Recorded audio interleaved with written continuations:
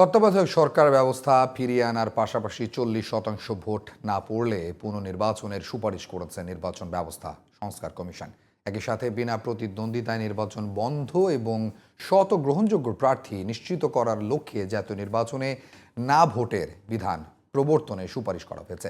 এছাড়া নির্বাচন কমিশনের পক্ষ থেকে দেয়া বৈধ কার্ডধারী সাংবাদিকদের সরাসরি ভোট কেন্দ্রে প্রবেশ এবং অনিয়মের চিত্র ধারণের জন্য অনুমতি দেওয়ার প্রস্তাব করেছে সংস্কার কমিশন। বিস্তারিত হাসান আল মামুনের রিপোর্টে। সংবিধান, পুলিশ ও দুর্নীতি দমন কমিশনের পাশাপাশি বুধবার প্রতিবেদন জমা দেয় নির্বাচন ব্যবস্থা সংস্কার কমিশন। তত্ত্বাবধায়ক সরকার ব্যবস্থা ফিরিয়ে এনে আগামী জাতীয় ও স্থানীয় সরকার নির্বাচন সম্পন্ন করতে সুপারিশ করা হয়েছে এই প্রতিবেদনে। কমিশনের সুপারিশের নির্বাচনী ব্যবস্থা অংশে রয়েছে নির্বাচনে ইভিএম ব্যবহারের বিধান বাতিল, নির্বাচনকালীন আইন প্রয়োগকারী সংস্থার সংজ্ঞায় প্রতিরক্ষা বিভাগ অন্তর্ভুক্ত করা, কোনো আসনে 40% ভোট না পড়লে পুনর্নির্বাচন অনুষ্ঠান, বিনা প্রতিদ্বন্দ্বিতায় নির্বাচন বন্ধ করা, জাতীয় নির্বাচনে না ভোটের বিধান প্রবর্তন করা।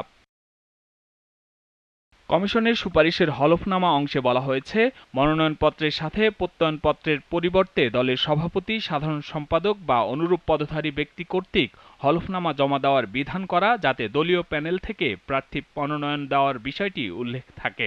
পরবর্তী নির্বাচনের আগে যে কোনো সময় নির্বাচিত ব্যক্তির হলফনামা যাচাই বাছাই, মিথ্যা বা গোপন তথ্য পেলে তার নির্বাচন বাতিল করা।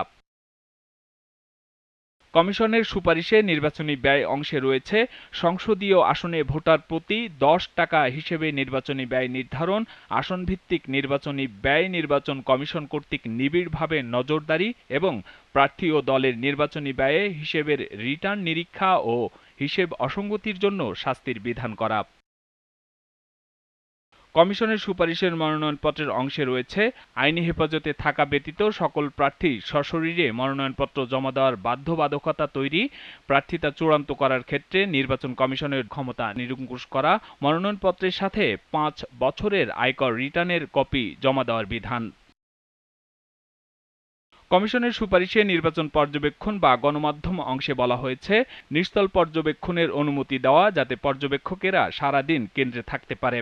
ব্যক্তি পর্যায়ে পর্যবেক্ষক নিয়োগের বিধান চালু, সরকারের পরিবর্তে কমিশনের সিদ্ধান্ত অনুযায়ী পর্যবেক্ষক নিয়োগ দেওয়া এবং নির্বাচন কমিশনের পক্ষ থেকে প্রদত্ত বৈধ কার্ডধারী সাংবাদিকদের সরাসরি ভোট কেন্দ্রে প্রবেশ, অনিয়মের চিত্র ধারণ, নির্বাচনের দিনে মোটরসাইকেল ব্যবহার করার অনুমতি প্রদান করা। কমিশনের সুপারিশ অংশে নির্বাচন আচরণবিধি বিষয়ে বলা হয়েছে, ব্যানার, তোরণ ও পোস্টারের পরিবর্তে লিফলেট, ভোটার প্রার্থী মুখোমুখি অনুষ্ঠান, পত্রপত্রিকায় বিজ্ঞাপন ও সরকারি গণমাধ্যমে প্রচারের সমসুযোগ প্রদানের বিধান। সাইবার সুরক্ষা অধ্যাদেশ 2024 মেনে সামাজিক যোগাযোগ মাধ্যমে প্রচারণার বিধান। Hasan Al Mamun, GTV news, Dhaka.